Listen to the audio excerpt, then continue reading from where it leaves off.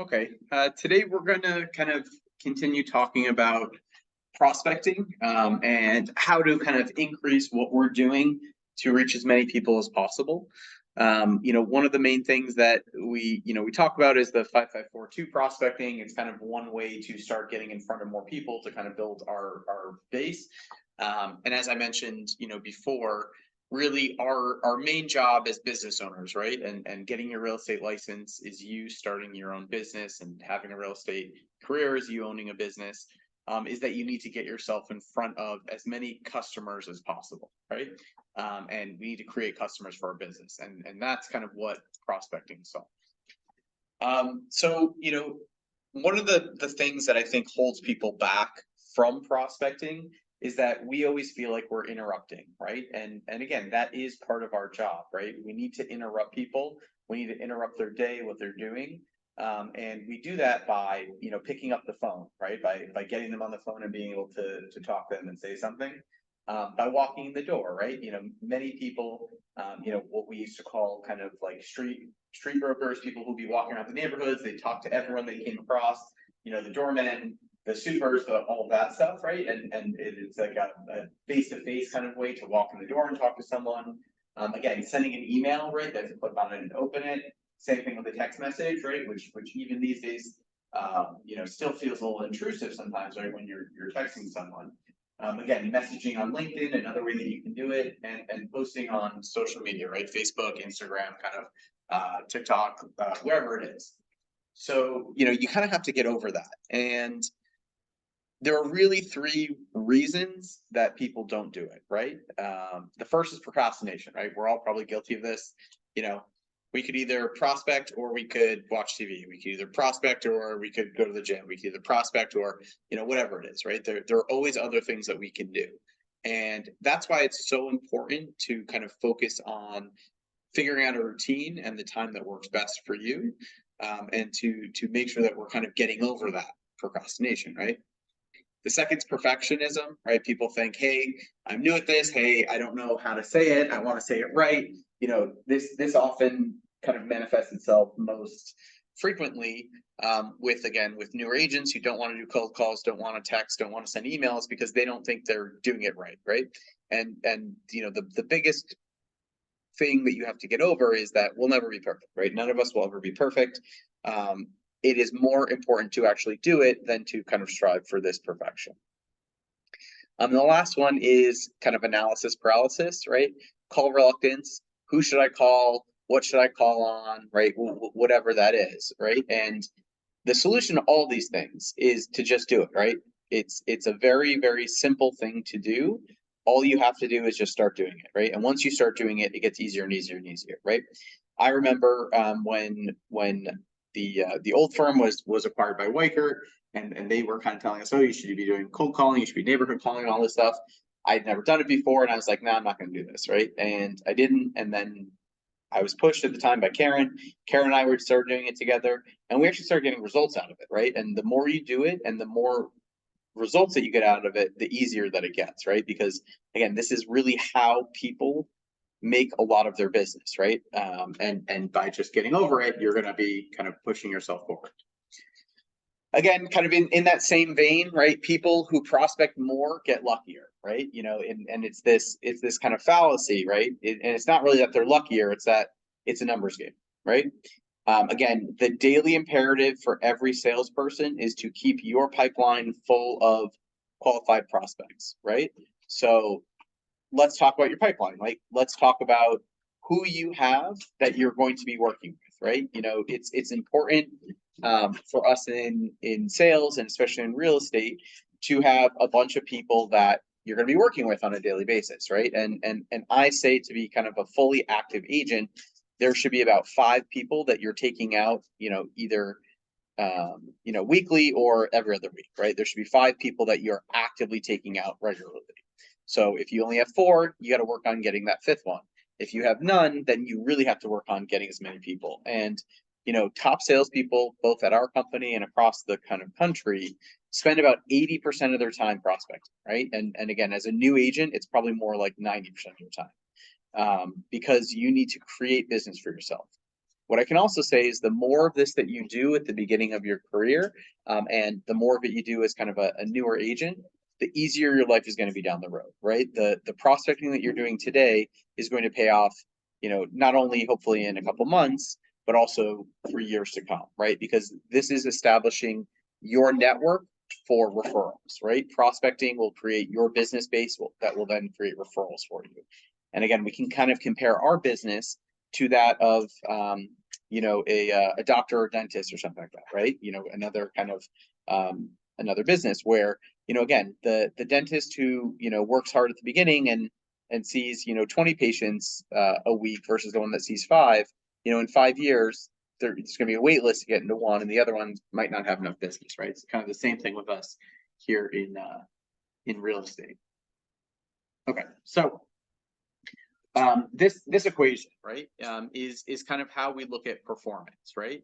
And the two things that we can affect on our performance are efficiency, right? And efficiency is how much activity we're generating over a time period, right? So again, if we're talking about prospecting, right?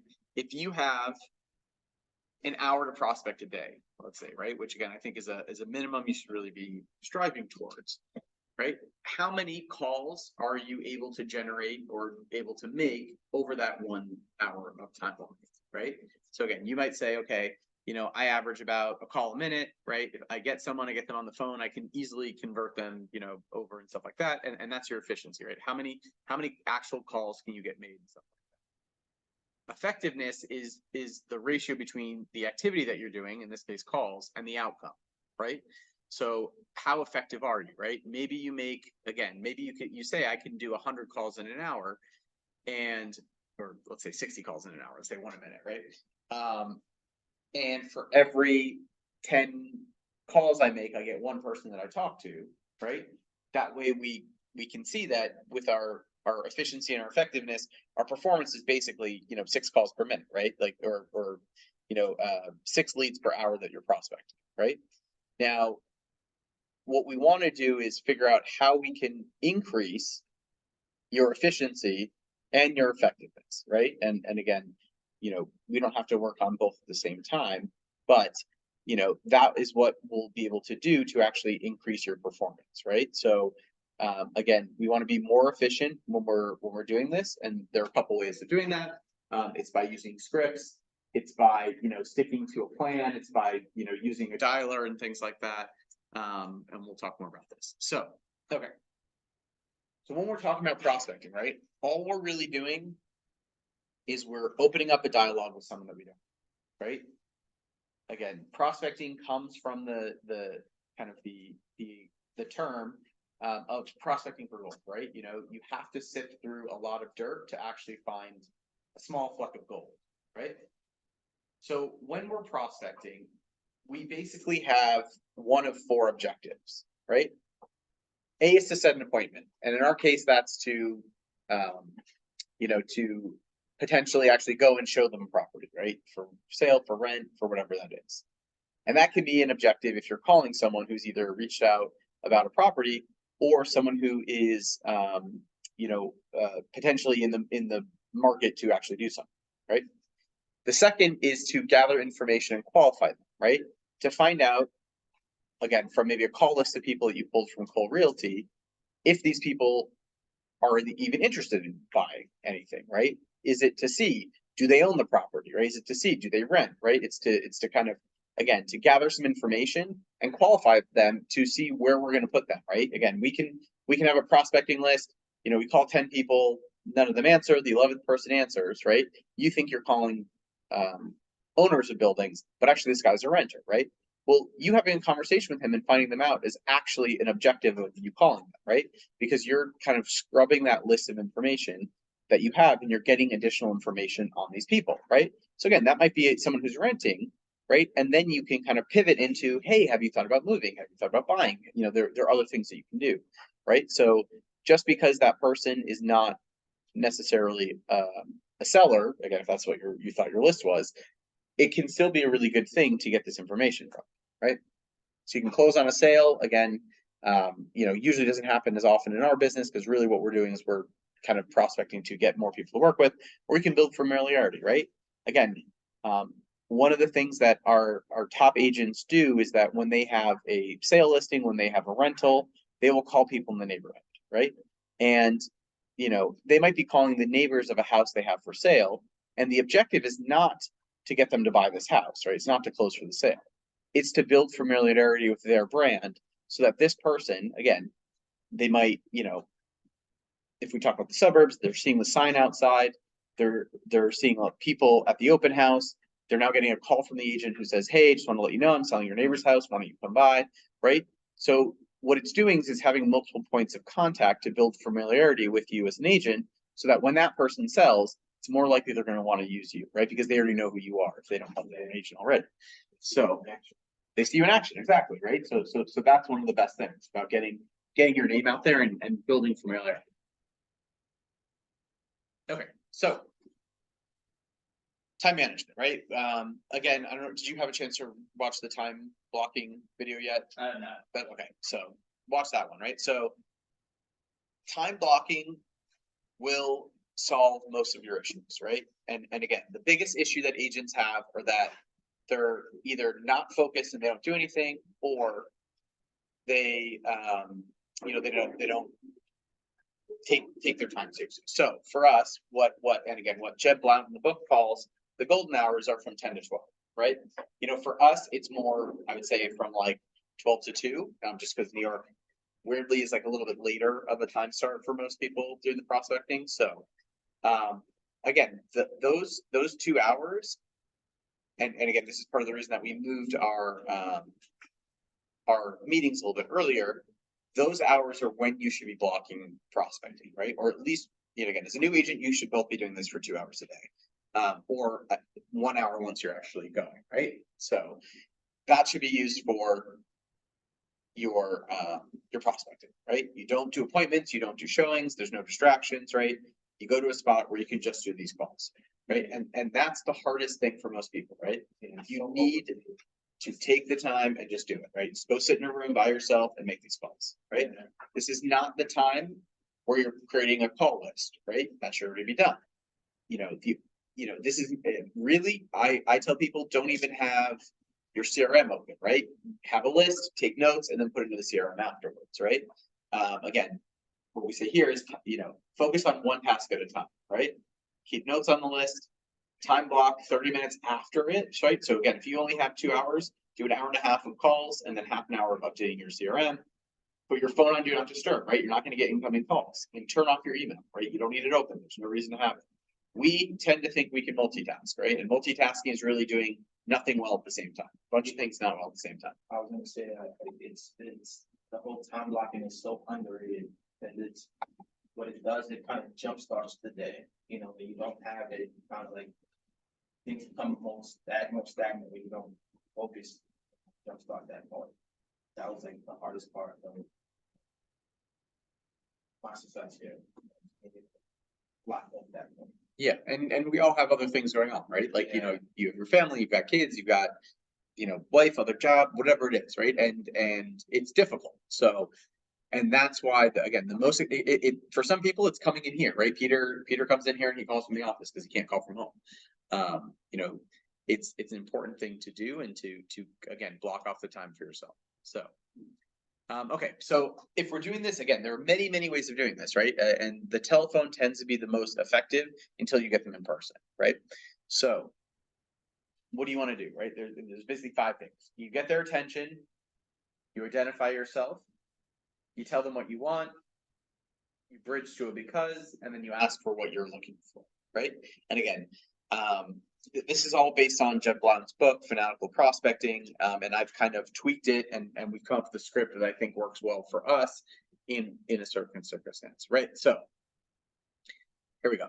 So here's an example, right, of a prospecting call. Okay, so this would be, again, the situation that we have here, and again, these situations can be changed very effectively based on what you have, right? And as we talked about, right? Can I read that script real quick? Yeah, hold on a second. I want to show something first.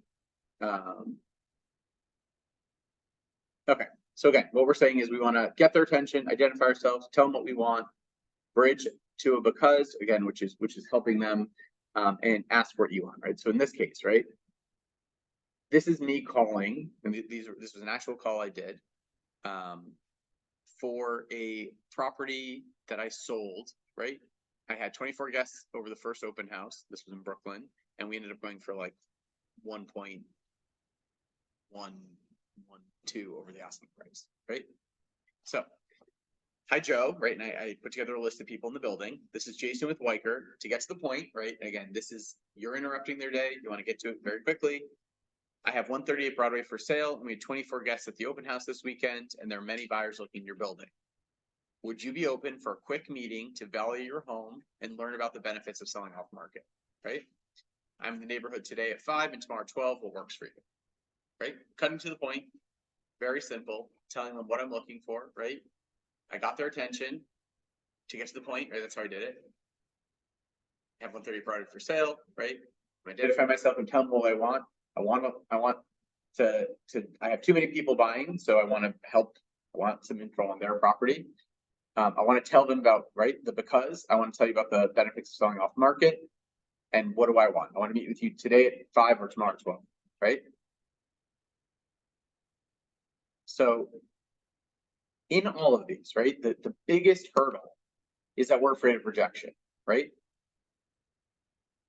The most important thing to remember, and again, you'll hear this over your years in real estate, and again, I think it's one of the most important things that really work with me, right? The best agents will be rejected the most, right? You want rejection, right? I was having a conversation with one of our very successful agents, and they were upset that they had a listing, it didn't sell, it expired the first time. And I said, congratulations, right? A, this happened on one that wasn't a very high price point, and B, that means you have enough business that some of your listings are going to expire because the seller is unrealistic, right? That's a really good thing because you have multiple properties for sale, right? And when you think of it that way, right, it helps, right? And what I said to him was, think of all the people that you met because of that open house. The open house, sorry, that you held for that property. Think of the opportunities you had to market yourself off that property, right? We always think that selling it is our number one goal. And again, that is a goal, but that's not the number one goal, right? Having a listing means you can market yourself. Having open houses means you're meeting people, right? All these different things, right? And so failure is a good thing, right? Losing a listing, again, not the best thing, but it will happen. And you need to have a lot going on for stuff to fail. And the fact that he had something that failed meant he had a lot going on, right? So again, the best agents will be rejected the most because they're creating the most opportunities, right? You will be hung up on. People will send you emails that are threatening. Like there will be a ton of stuff happening. You need to, again, you'll have customers dump you all the time, right? That's okay. I mean, again, and what do? We work on our effectiveness, right? We work on how effective we are at converting leads, but you need to have leads to go out with, right? That's the whole thing. So, okay, so again, make the calls, right? Figure out what you're going to be prospecting about and make these calls every single day. So if you have to leave a message, I always leave a quick one. Identify yourself, say your number twice, tell them why you're calling, give them a reason to call you back. Can you give me an example of that? Give me a reason. Yeah. So, okay, the main thing is you have to figure out why are you prospecting, right? What are you prospecting for? Yeah. So what's the reason you're going to be prospecting? What's your objective in prospecting? That's not an objective. That's a result. What is your objective? To get them on the phone. No. What's your objective? What are you looking for in your prospecting? Right. That's the first question, right? I want more buyers to work with. I want more sellers to work with.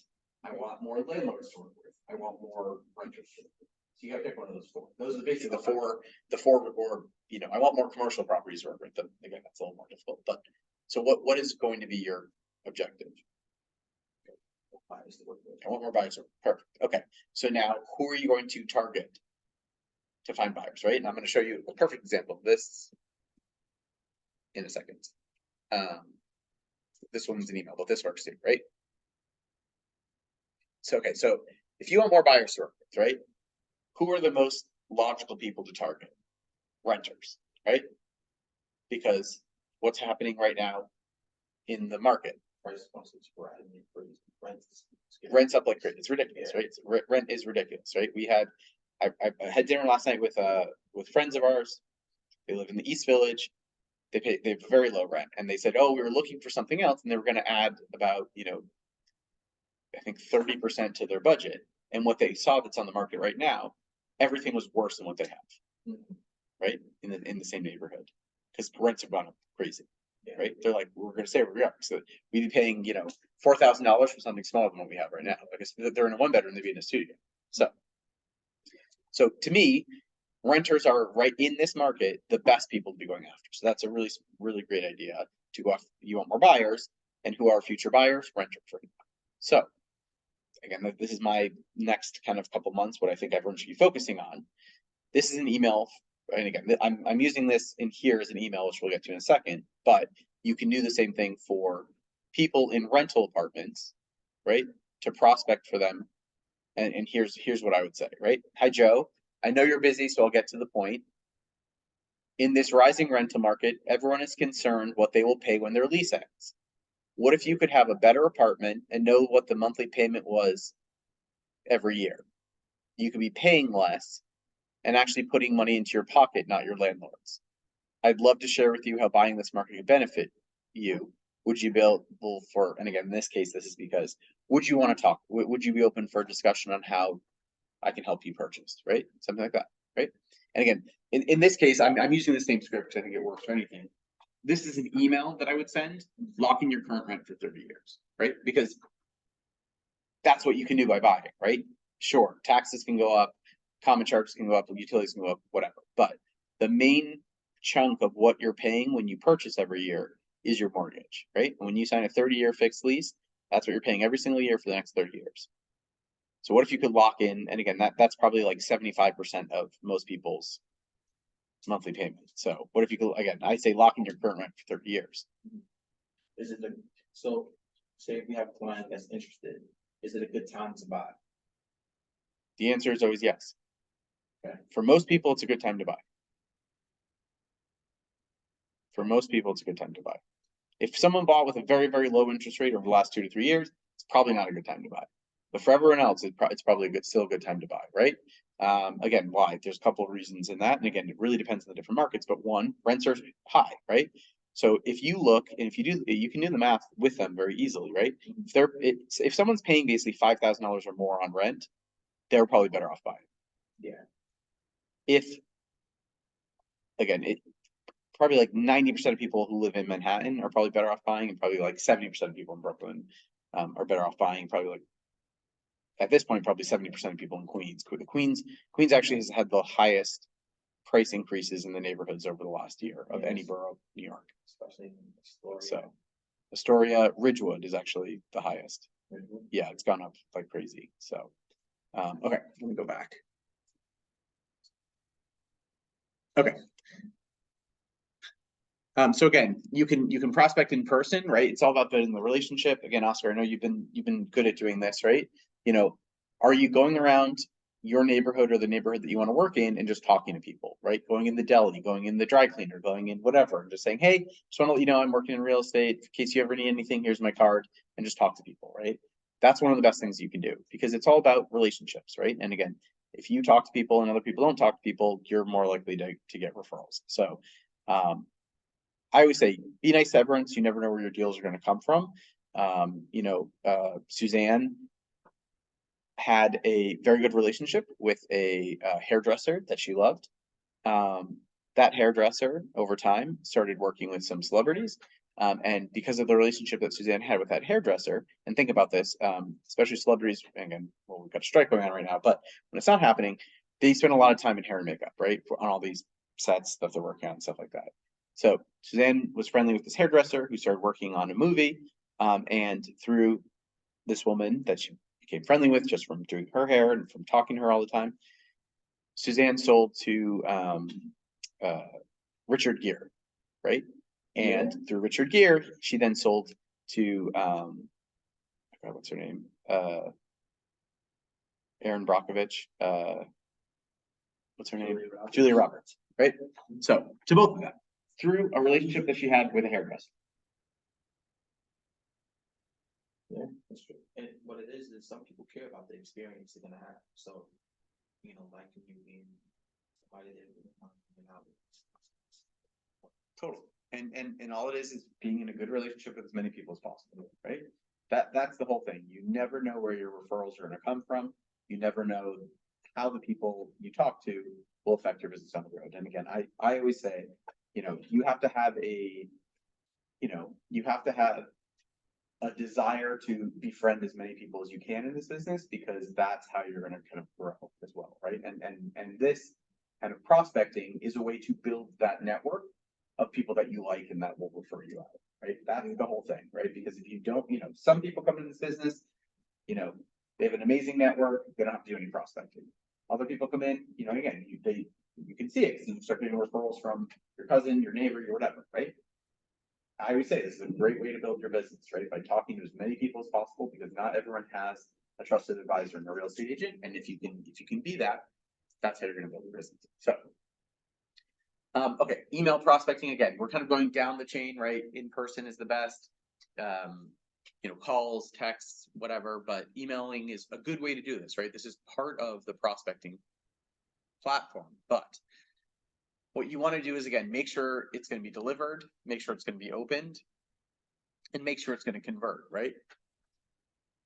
Kind of like what we did in the calls. Again, you want to hook, and I'll send you guys all these slides. You want to have a compelling subject line and opening sentence.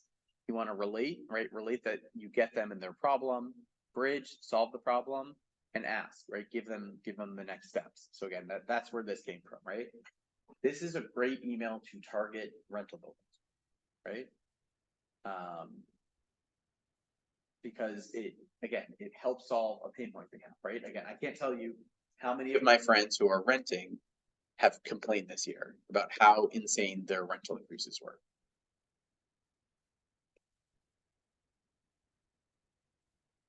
Okay, so text messaging, again, another way that you can get into it, right?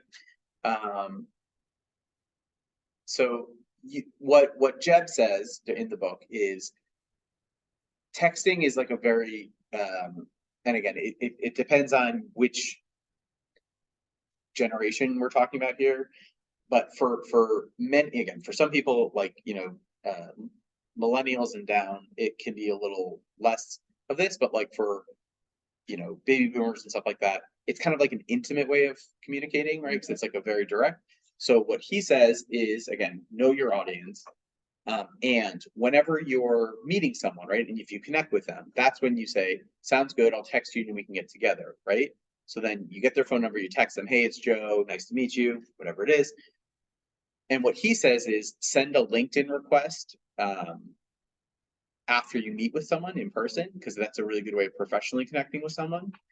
And within 24 hours of meeting someone, send them back, thank them for the conversation, and request a meeting, right? So like if you connect with someone, and again, meeting can be coffee, it can be whatever.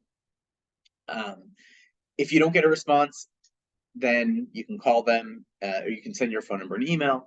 And what he also says, again, this is a little bit further down, it's not really text messaging, but if you ever meet with someone and like talk about business, talk about whatever, he said, always send a handwritten note within a week of meeting them, right? Even if there's no immediate result, right? So like, let's say you meet with a seller, it goes really well. He says the next day, send a handwritten note, right? Just say, hey, Joe, so nice to meet with you. I really hope I can help you with any of your needs in the future. Thanks so much. And that's it, right? Because it's an antiquated, but like desired form of communication, because again, think of how few handwritten notes you get in the mail, right? Everything is emails these days. So if you can differentiate yourself, it's a great way. And we've got a bunch of postcards, note cards, all that stuff in here if you ever need any. Okay, so that's basically it. Again, the only real question is, do you want to be successful in this business, right? And if you do, we've got tons of training, we've got tons of workshops.